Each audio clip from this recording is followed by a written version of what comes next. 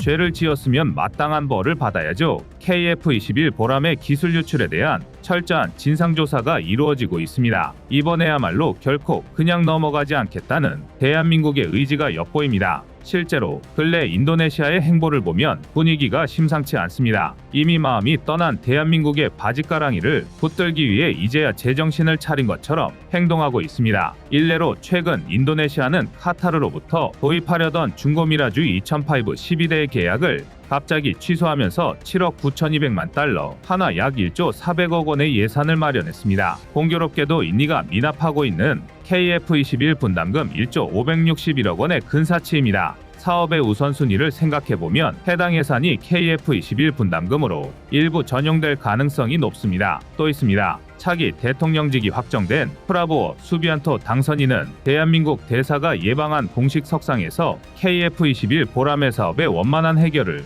기대한다고 발언했습니다. 프라보워 당선인이 지난 2019년 국방부 장관직에 선출된 이후 예산 부족이라는 얼토당토하는 이유를 들며 KF-21 분담금 지급을 중단했다는 걸 떠올리면 스스로 기존의 노선을 정면에서 부정하는 발언인데요. 하지만 속내를 따져보면 그럴만도 한 게 프라보워 당선인은 대선 직전 치명적인 지지율 위기가 찾아오자 조코위도도 전 대통령의 정책을 그대로 계승하겠다는 행보를 보여 이를 회복할 수 있었습니다. 뿐만 아니라 조코위도도 전 대통령의 아들을 부통령 자리에 앉히면서 간접적으로 전 정권의 조코노믹스를 그대로 계승하겠다고 선언한 꼴이 되었는데요. 이런 상황에서 인니 기술진의 기술 유출 시도 사태가 터졌으니 자칫하면 조코위도도 대통령의 가장 큰 업적 중 하나인 KF-21 공동개발 프로젝트가 하루아침에 날아가 버릴까 애간장 태울만 합니다. 아닌 게 아니라 진상조사 결과에 따라선 드디어 대한민국이 KF-21 프로젝트에서 인도네시아를 손절해버리거나 그게 아니더라도 최소한 피해 보상을 청구하는 것도 가능합니다. 더욱이 현재까지 수사를 통해 밝혀진 증거와 정황들을 면밀히 분석한 결과 예상보다 피해 범위가 심각할 수도 있다는 의혹이 제기되고 있습니다. 약 한 달 전 사건 발생 초기에는 KF-21 개발에 참여한 인니기술진이 비인가 USB를 반출하려다 적발되었지만 일반 자료의 핵심적인 자료는 없었던 것으로 일단 낙되는가 싶었는데요. 다만 사건과는 별개로 카이 보안대책의 부실함에 자성의 목소리가 들끓었습니다. 도대체 뭘 어떻게 관리하길래 고작 인니기술진 한 명에게 내부 정보가 죄다 털리느냐는 전국민적 분노 여론이 있었습니다. 심지어 카이 내부의 조력자가 있었던 것 아니냐는 불명예스러운 가능성까지 제기되었습니다. 그도 그럴 게 카이는 대한민국을 대표하는 핵심 방위산업체이자 한국항공우주산업이라는 사명에서도 드러나듯 공기업 성격이 매우 강한 곳입니다. 그리고 이 덕분에 한국항공우주연구원, 국방과학연구소 같은 국가연구기관과의 기술 연계가 다른 어떤 방위산업체보다 활성화되어 있었고 이를 바탕으로 국내 최고 수준의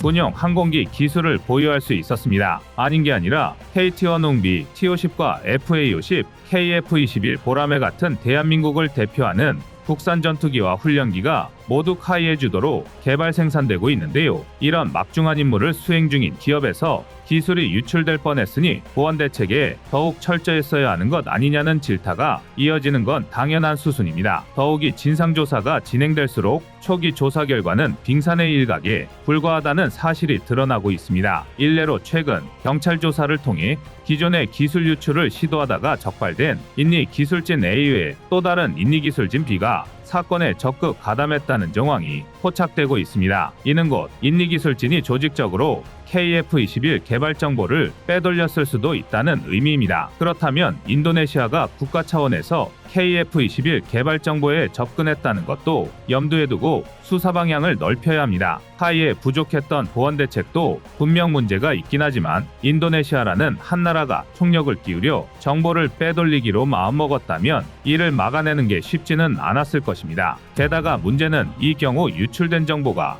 기존 발표보다 훨씬 심각한 수준일 가능성도 간과할 수 없습니다. 예컨대 기술 유출을 시도한 인니 기술진 A의 USB가 문제가 된 건 그 속에 4,000에서 6,600건에 달하는 자료가 담겨 있었기 때문이었는데요. 하지만 사건 발생 초기 카이는 USB에 저장된 자료 중 유의미한 내용은 전체 유출 자료의 0.15에서 0.25% 수준인 10건 미만이었고, 대부분이 인니와의 공동개발 계약 체결 당시 공유가 허용된 자료라고 발표했습니다. 물론 한 가지 놓치지 말아야 할 건 이것만 해도 외교전쟁으로 비화할 수 있는 심각한 중범죄인 건 마찬가지입니다. 인니와의 계약 조건이 그러하니 우리가 KF-21 관련 기술을 공유해줄 수는 있겠지만 이건 어디까지나 인니가 마땅한 대가를 치러야 가능한 일입니다. 즉 분담금을 납부한 경우에만 기술을 넘겨줄 수 있는 것입니다. 물건을 사고 파는 것과 똑같습니다. 그런데 인니는 분담금을 미납한 채 기술을 제멋대로 가져가려 했습니다. 우리는 이런 걸 통틀어 도둑질이라고 부르기로 했는데요. 그것도 추정 피해 금액만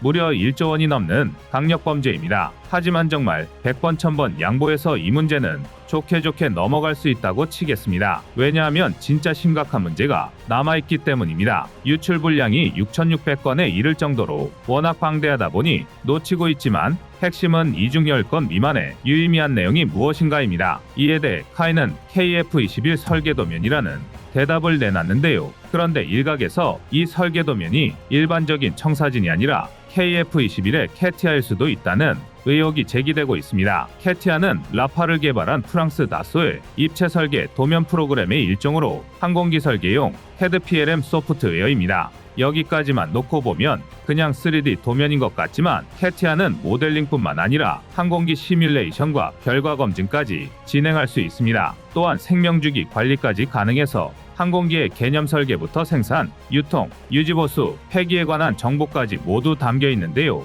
한마디로 캐티아는 제품의 설계도면일 뿐만 아니라 이를 개발하고 유지하며 마지막에는 폐기하기까지 필요한 일련의 모든 정보가 담긴 핵심 프로그램입니다. 오죽하면 신입연구원이 항공기 설계에 참여하기 위해선 다른 무엇보다 이 캐티아를 다루는 방법만 수개월 동안 교육받아야 할 정도인데요. 사실상 항공기 개발에 필요한 모든 정보가 담겨 있다 해도 과언이 아닙니다. 다만 카이는 인니 기술진에게 KF-21 기술을 일부 공유하는 과정에서 캐티아 관련 교육도 진행했지만 보안 시스템상 무단으로 관련 정보를 유출하는 건 불가능하다는 입장입니다. 경찰 조사단 역시 진위 여부를 밝히기 위해선 아직 더 많은 조사가 필요하다는 입장을 내놓았는데요. 반드시 명명백백한 조사가 이루어져서 이런 극악무도한 범죄에 관련된 인물이 모두 처벌받길 바라겠습니다. 여러분의 구독과 좋아요가 꺼리튜브 운영에 많은 힘이 됩니다. 최근 KF-21 초도 물량 양산에 관련해 또 스멀스멀 이상한 소식이 들려오고 있습니다. 내용의 골자부터 전달해드리자면 결국 40대 양산이 한 번에 진행되는 게 아니라 타협안대로 20+20 양산을 진행한다는 건데요. 이게 아닌 밤중에 무슨 홍두깨 같은 소리냐 하실 겁니다. 하지만 결론부터 말해 정해진 건 아직 아무것도 없습니다. 당초 2023년 말 금년 국방예산 산출 과정에서 KF-21 관련 예산이 카이다의 타당성 조사와 관계없이 기존한 대로 배정되었습니다. 그런데 한 가지 흥미로운 건 이에 대한 언론들의 반응이 전부 엇갈렸다는 것입니다. 대다수의 언론은 KF-21 초도 물량이 40대 양산으로 회복되었다고 보도했지만 일부 언론, 특히 KF-21에 대한 부정적인 시각을 견지했던 모 언론의 경우 아예 20대로 확정되었다고 보도했습니다. 당시 똑같은 사건을 두고 언론마다 보도한 내용이 다르다 보니 많은 분이 혼란을 느끼셨는데요. 하지만 전문가들의 일관된 의견은 오는 6월 양산 계약을 체결할 때까지 아무것도 확신할 수 없다는 것이었습니다. 다만 기존한 대로 예산이 배정된 만큼 40대 양산 결정이 희망적이라는 게 주류 의견이었습니다. 게다가 예산 배정 과정에서 여야 국회의원, 국방부, 방사청 모두가 40대 양산에 동의한 덕에 기존 예산안이 통과된 것도 무시할 수 없었죠. 딱 여기까지가 얼마 전까지 가장 정확한 KF-21 양산 관련 팩트였습니다. 하지만 최근 또 다른 국면이 발생했습니다. 공군의 2024년 사업계획서 중 일부 내용이 해석에 따라 KF-21 양산을 50대로 결정하되 예산은 1년에 20대 분량씩 분할 배정한다라고 읽히기 때문입니다. 이게 무슨 말장난인가 싶은데요. 해당 발언 탓에 KF-21 초도 물량 양산은 크게 세 가지 가능성으로 좁혀지고 있습니다. 우선 첫 번째, KF-21 양산을 40대로 계약하되 예산은 2년에 걸쳐 분할 납부한다. 해당 방식은 썩 내키지는 않지만 크게 문제될 건 없습니다. 오히려 카이다가 20대 양산이 타당하다는 조사서를 발표한 이상 이를 완전히 무시하긴 어렵고, 더군다나 23년 예산 책정 당시 재조사가 이루어지지 않았다는 걸 감안하면 행정적으로 어쩔 수 없는 부분도 있습니다. 따라서 행정 절차상만 카이다의 절충한 대로 예산만 2년에 걸쳐 배정하는 것입니다. 이 경우 40대 계약은 확정되어 있기 때문에 혹여나 초도 물량이 축소될 것이라는 걱정을 덜 수 있고, 양산에 필요한 자재도 40대 분량을 선발주할 수 있습니다. 당연히 KF21 양산 가격이 올라갈 이유도 없는데요. 게다가 어차피 현재 카이의 고정익 생산 역량 한계치는 연간 20대를 넘기기 힘듭니다. 그렇다면 예산이 한 번에 납부되든 2년에 걸쳐 분할 납부되든 크게 달라질 게 없습니다. 두 번째, 2024년 양산 계약을 20대로 체결하고 이후 20대를 추가로 체결한다. 기존 20+20 생산 방식인데요. 여기서부터는 양산 가격 인상이 우려될 수밖에 없습니다. KF21 초도 물량이 40대가 양산될 것이라는 확신이 없는 이상 수많은 관계기업은 자재 선발주를 주저할 테고, 이에 따라 당연히 단가가 상승할 수밖에 없습니다. 마지막 세 번째, 2024년 양산 계약을 체결하여 20대를 양산하고 이후 타당성을 재검증한 뒤 추가 계약을 체결한다. 가장 최근에 제기된 주장인데요. 동시에 가장 최악의 방식입니다. 그나마 앞선 두 번째 양산 방식은 비공식적으로라도 40대 양산을 약속할 수는 있습니다. 하지만 1차 양산 이후 추가 타당성 조사를 또 해야 한다면 2차 계약 물량이 몇 대로 줄어들지는 아무도 예상할 수 없습니다. 불안 요소가 더욱 커지는 것입니다. 더군다나 이 경우 불확실성 때문에 필연적으로 양산 단가가 높아지게 될 것입니다. 가뜩이나 지금도 KF21 양산 가격이 비싸다는 어이없는 주장이 튀어나오는 상황에서 2차 타당성 조사가 긍정적으로 나오리라는 건 기대하기 힘든 일인데요.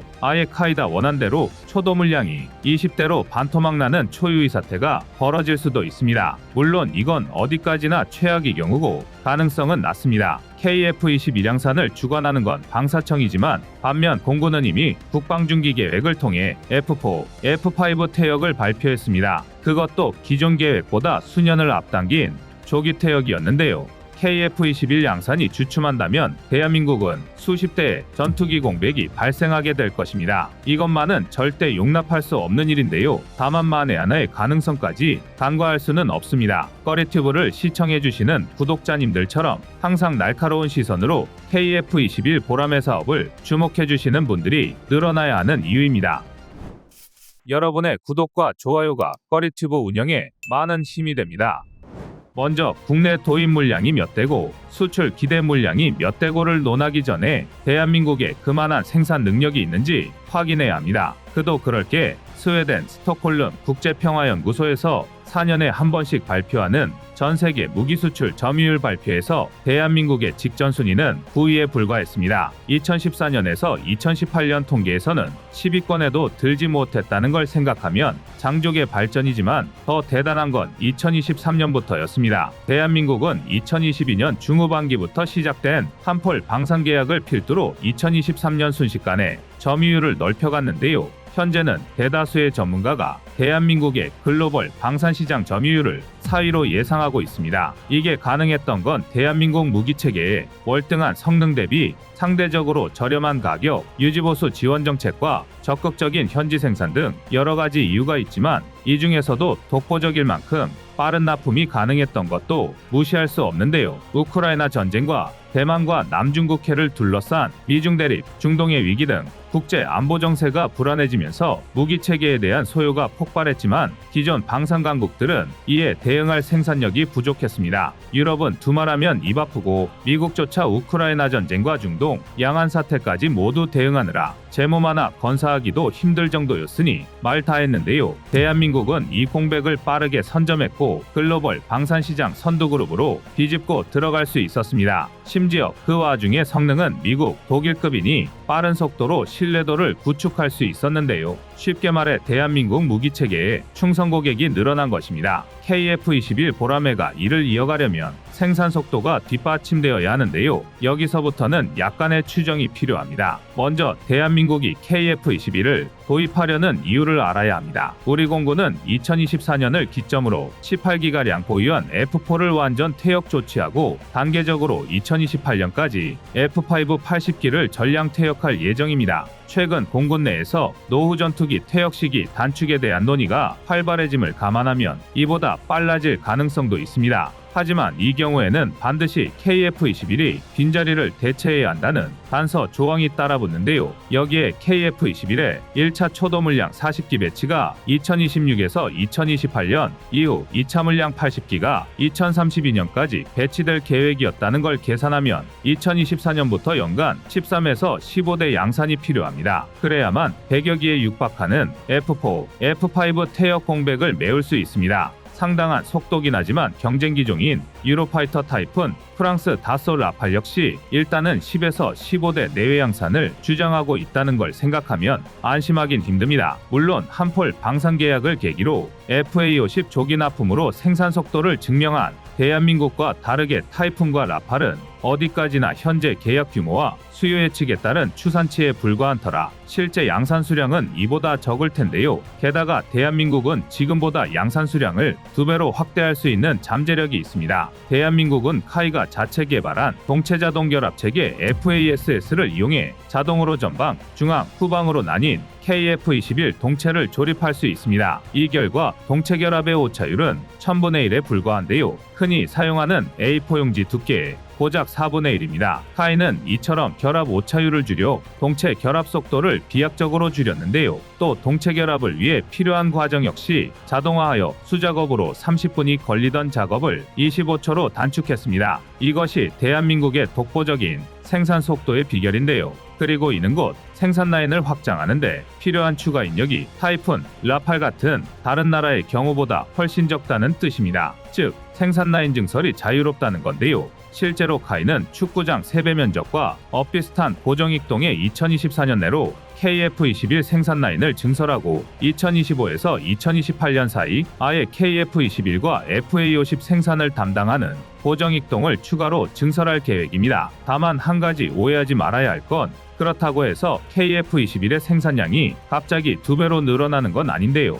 정확히 말하면 FA-50의 현재 양산 속도를 유지하면서 KF-21의 연간 생산 능력 역시 그 이상으로 끌어올리겠다고 보는 게 옳을 것입니다. 그도 그럴 게 대한민국이 사우디의 WDS 2024, 2024 싱가포르 국제 에어쇼 등에 참여하며 KF-21을 홍보하고 있지만 정작 수출 가능성이 가장 높은 건 이미 FA-50을 운용 중인 나라들이기 때문입니다. 아닌 게 아니라 업계 관계자에 따르면 필리핀, 말레이시아 같은 FA-50 도입국과 태국 등 T-50을 도입한 동남아 국가들은 대한민국을 일종의 멘토로 여기고 있습니다. 우리 공군은 KT-1 응비부터 이어져 내려오는 국산 항공기를 이용해 전투 임무 효율을 극대화해왔고 여러 동남아 국가가 이를 벤치마킹하려 하기 때문인데요. 일명 코리아 스탠다드인 FA-50, KF-21 믹스로 공군 체계를 구성하려 한다는 것입니다. 오랜 시간 동남아 시장에 공을 들인 대한민국의 노력이 이제 빛을 발한다고 볼 수 있습니다. 다만 상황이 이렇게 되자 한 가지 걸림돌이 걱정되는데요. 바로 전투기 엔진입니다. 일각에서는 미국이 지리적으로 중국과 가까운 동남아에 KF-21이 수출되는데 제동을 걸 수도 있다는 우려가 제기되고 있습니다. KF-21에 미국의 F414 엔진이 탑재되는 만큼 기술 유출 위험을 빌미로 수출 거부권을 행사할 수도 있다는 것이죠. 과거 미국이 우즈베키스탄에 FA-50이 수출되는 걸 반대하면서 수출이 무산되었음을 떠올리면 영 가능성 없는 얘기도 아닌데요. 중국에 대한민국 전투기 기술이 넘어가는 건 반드시 막아야 할 일이니 우리로도 나쁠 건 없는 일이지만 굳이 동남아가 아니더라도 대한민국이 KF-21 수출에서 자유로우려면 결국은 엔진 독립을 이뤄내야만 합니다. 실제로 대한민국은 이미 F414급 엔진 자체 개발을 위한 연구 개발에 돌입했습니다. 심지어 5,500파운드급 엔진 시제품은 벌써 제작 중인데요. 지난 45년간 F414 엔진을 라이선스 생산해오면서 축적한 기술을 총동원한 덕입니다. 여기서 끝이 아닙니다. 또한 오직 엔진 개발과 자체 설계 기술 확보에만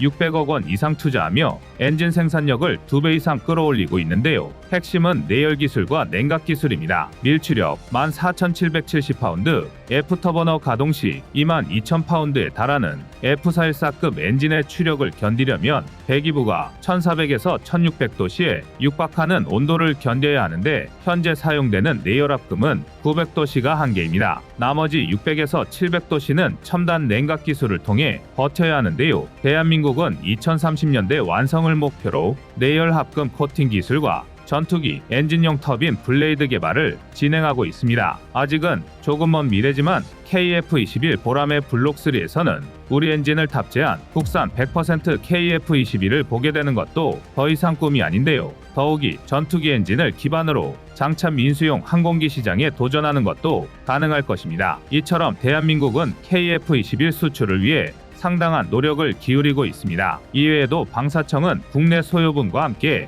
수출형 개발을 동시에 추진하는 등 본격적인 국제무대 도전에 시동을 걸고 있습니다. KF-21 보라매의 양산이 코앞으로 다가왔음이 정말 실감나는데요. 이르면 2024년 여름, 늦어도 가을쯤이면 KF-21 보라매 첫 양산 기체가 공개될 것입니다. 부디 업계 관계자, 개발진뿐만 아니라 모든 국민이 염원하는 만큼 KF-21 보라매가 수출 시장에서도 화려하게 비상하길 바라겠습니다. 이상 꺼리튜브였습니다.